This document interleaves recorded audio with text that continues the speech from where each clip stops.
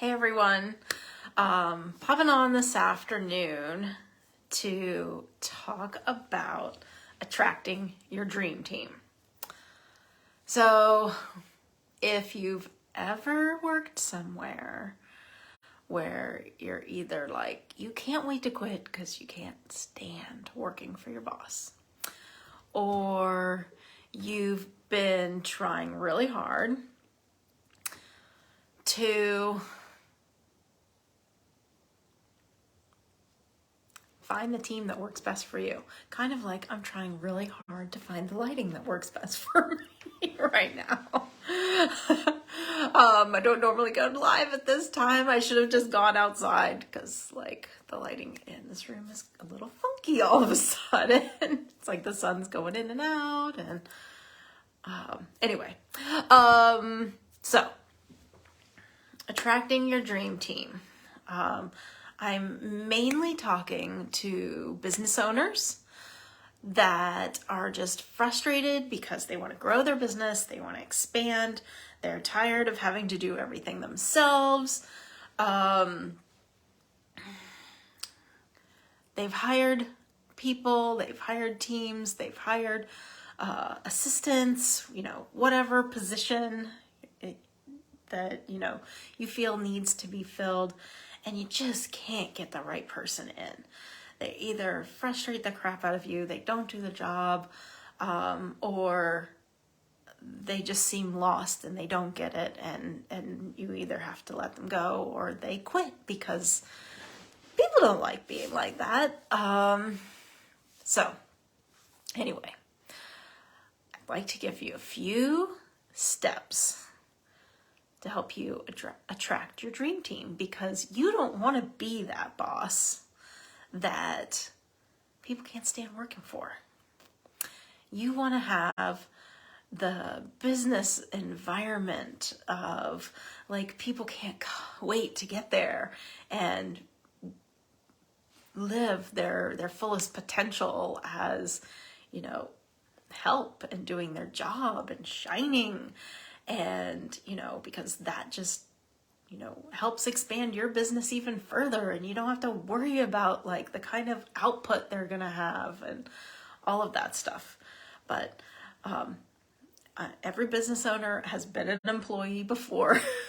If you are a business owner and you've never been an employee, I would love to hear your story because that's interesting for me. But raise your hand if you know what I'm talking about.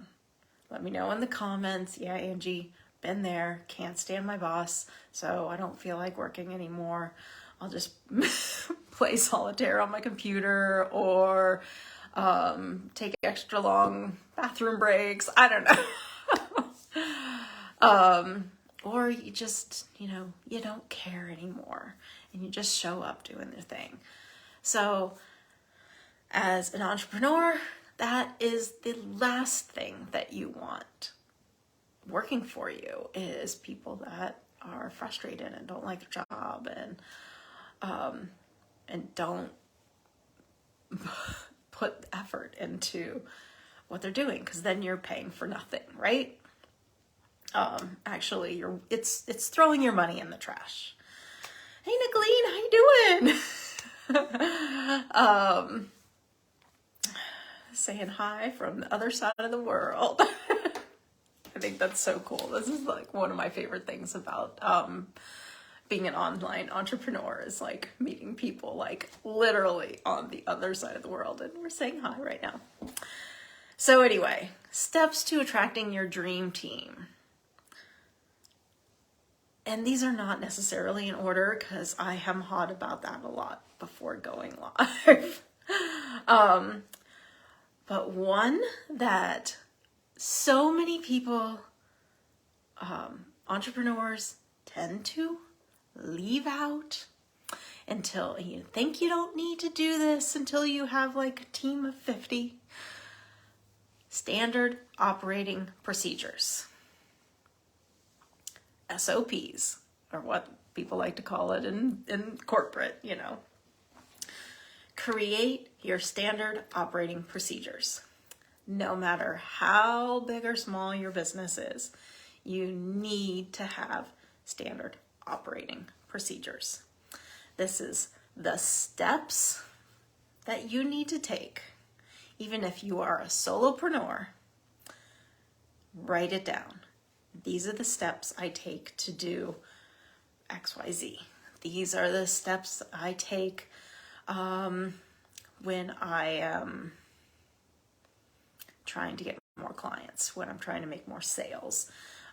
These are the steps I take when I am delivering a product or delivering a service. These are the steps I take when I am meeting, when I'm networking. These are the steps I take, this is the way I like to market my business. These are the steps that I take, when I have a piece of content, if we're talking online marketing,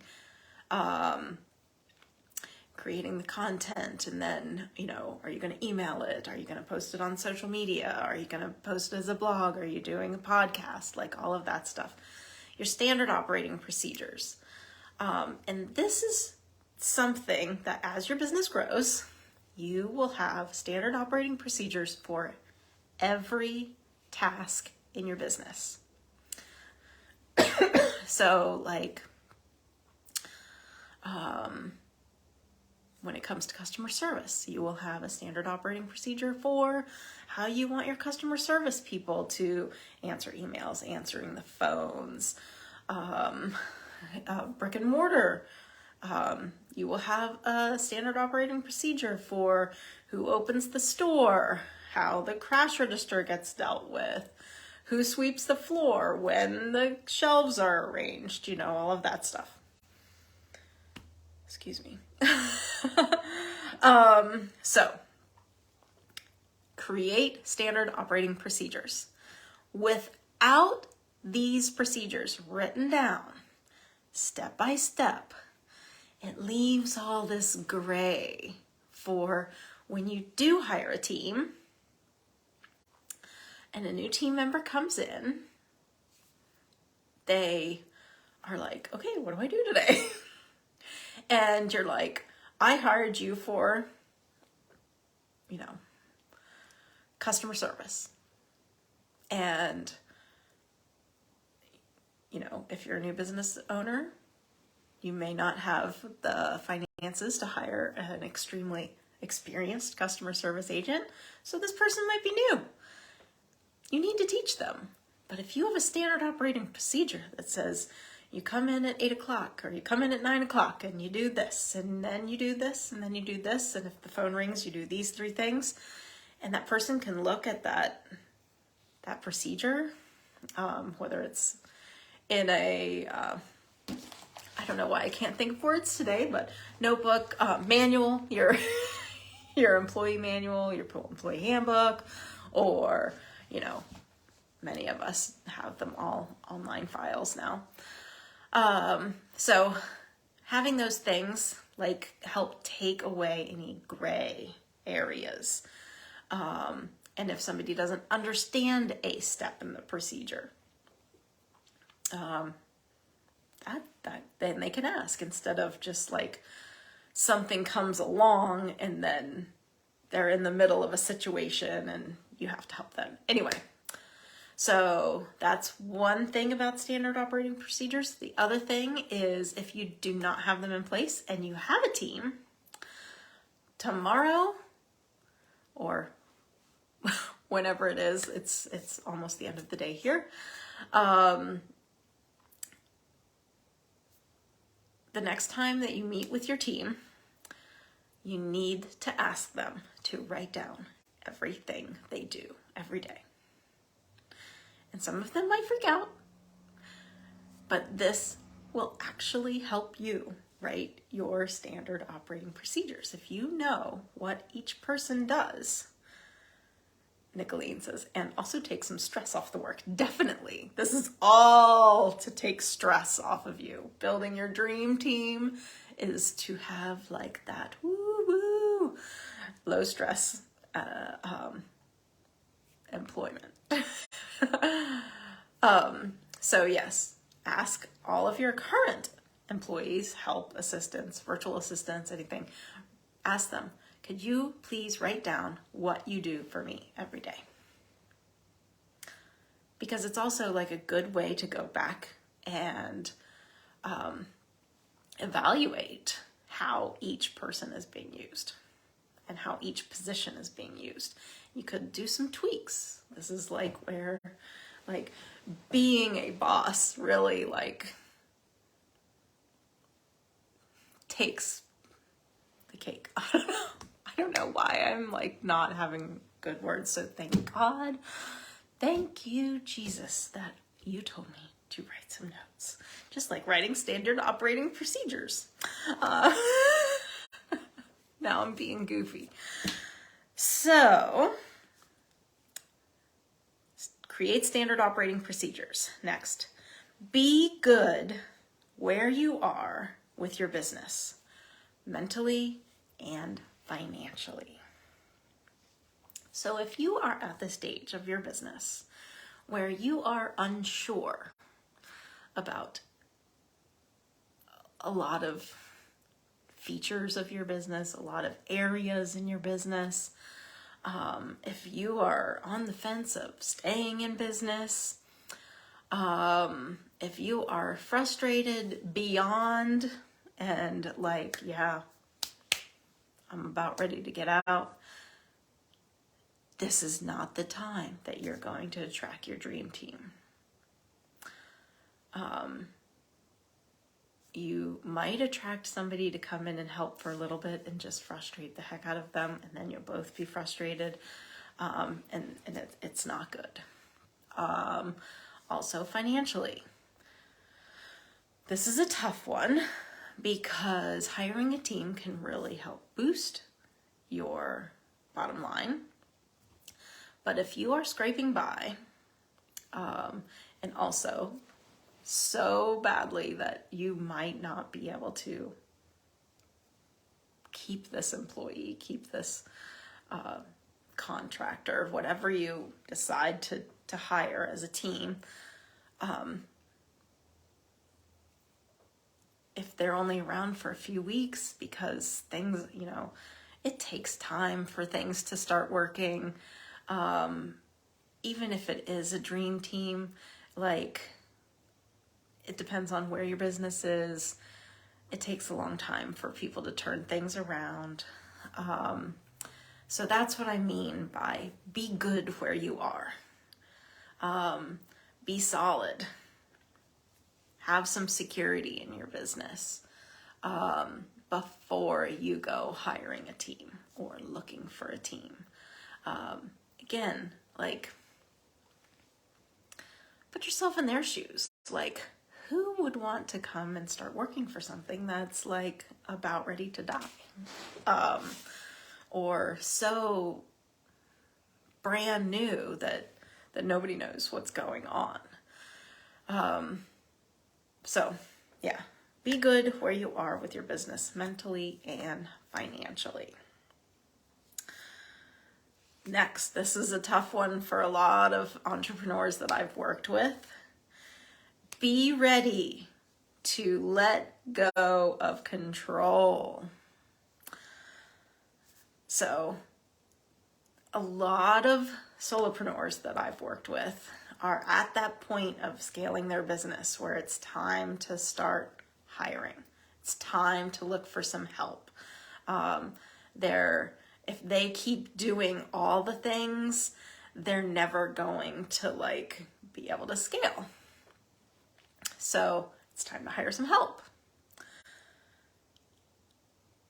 You're used to doing all the things. You hire some help and then they're just sitting there. What do you want me to do? You know, and you're like, before you go into this, you need to know your strengths and your weaknesses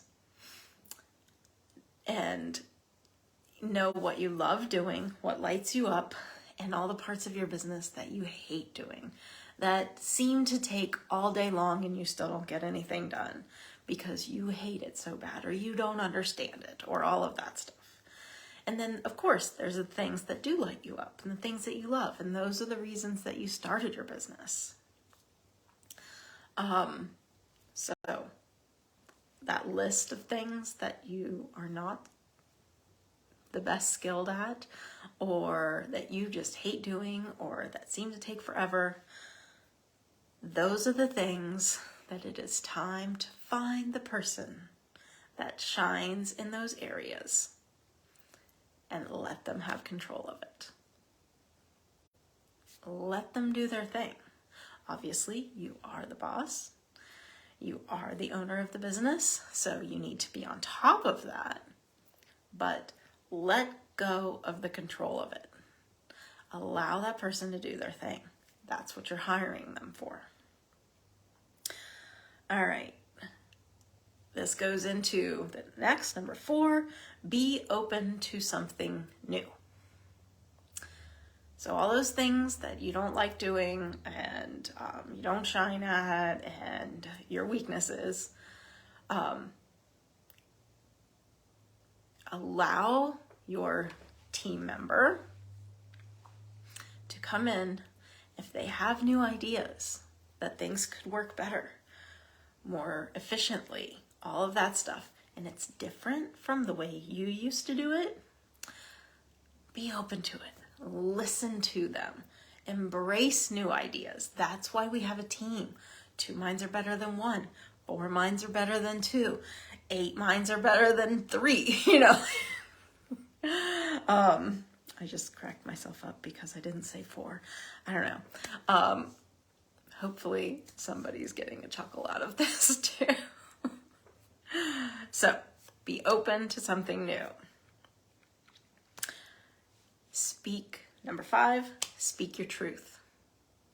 This is for you personally and for your brand.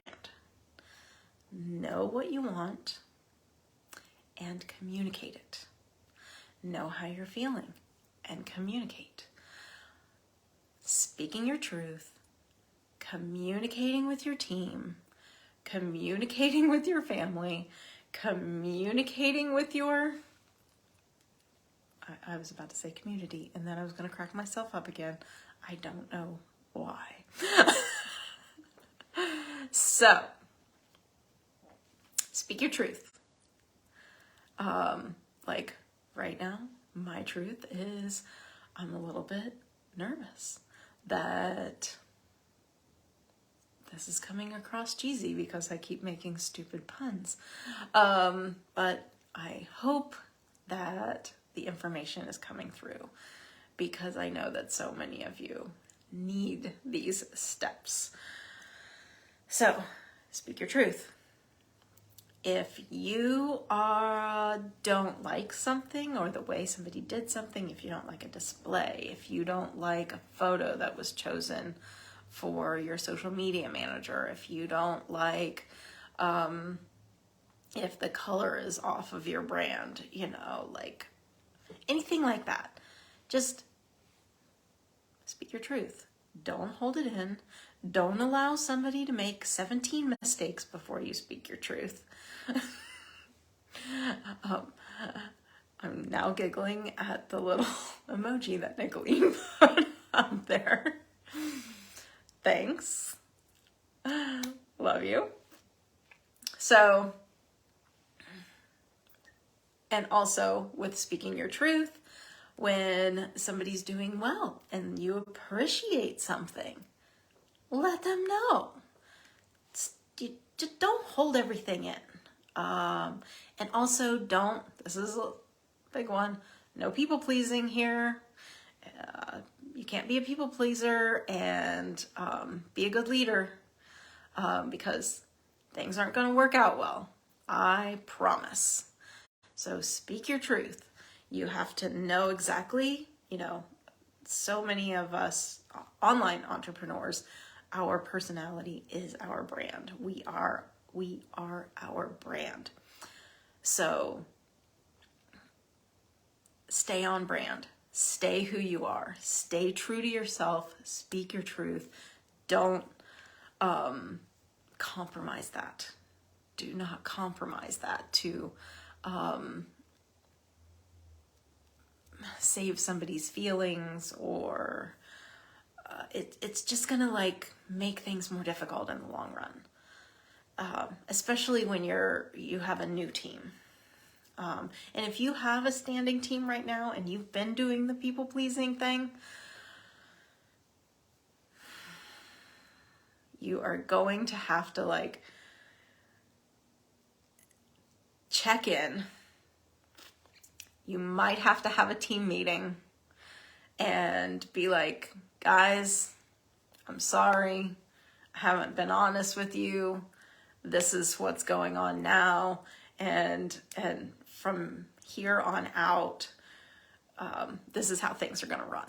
So speak your truth. Don't sugarcoat anything. Just be honest, and that will go a whole lot further than the people pleasing, especially as a leader. And last but not least, lead your team with respect. And this, in my notes here, I'm talking the golden rule thing here. Do unto others as you would have done to you. Respect your team. They are intelligent human beings that have chosen to help you run your business. They have chosen to help you move forward in your business. Yes, you're paying them a paycheck, but there's paychecks everywhere. Believe it or not, people, you gotta respect your team. If you don't respect your team, they're not gonna respect you. If you want the best out of people and you want that low stress environment in your business, this is what you gotta do. Respect each other. Build a place, build an environment where everybody wants to come. Even now, like, obviously this is my home. I don't go to the office anymore. I can sit out on a stump and work, but I am meeting people all day long. And it is so important that no matter how you meet, you want to build an environment of, we're here to respect each other. We're here to work together. And it's just going to bring a whole nother level of productivity to your business. And that's why you're hiring a team anyway, to make things more productive, because you don't want to be that solopreneur forever having to do all the things. You want to attract that dream team at the right time. You want to have those standard operating procedures in place so each person that you're having coming in to work with you knows exactly what they need to do every day. You need to let go of control, because you are hiring them to fill in the gaps where you don't want to do those jobs, or you don't shine at those tasks. Let another person shine. Like, it's just like, for me, I hate social media managing. So I have an assistant that helps me out, and she shines at it. Like, she's like, I got this, Angie, and I'm like, yay. So I am thrilled to pay her every week to do that for me. And, we aren't like, nobody gets that pit in their stomach when, an email comes in from that person, or a chat, or, whatever, a Voxer message. Like, nobody wants that, oh God, like that feeling. Nobody wants that. Went off a little tangent there. So yeah, be ready to let go of control. Stay open to their ideas. Leave space for their ideas. Always speak your truth. No people pleasing here. And lead your team with respect. So, If anyone has any questions or would like to know any more about this, let me know. If you are a business owner that is looking for a way, a different way, a better way, a less stressful way to scale their business, I am now offering free 30-minute consultations for figuring out the little bits and pieces where we can do some tweaks, give you some tips, help you out, lead you to simplified scaling, and just get you on a new track. So if you're interested in that, raise your hand in the comments, say me, or you can send me a DM and say, hey, Angie, I'd like to get on a call. So that being said, I'm going to head outside. Was hoping to get in a little sunshine before we're supposed to have some cloudy, rainy days for a few days. So anyway, I'm going to head out and call it a day for today. Thanks everyone for watching. Let me know, say hi. Let me know if you're watching the replay, all that good stuff, and see you later.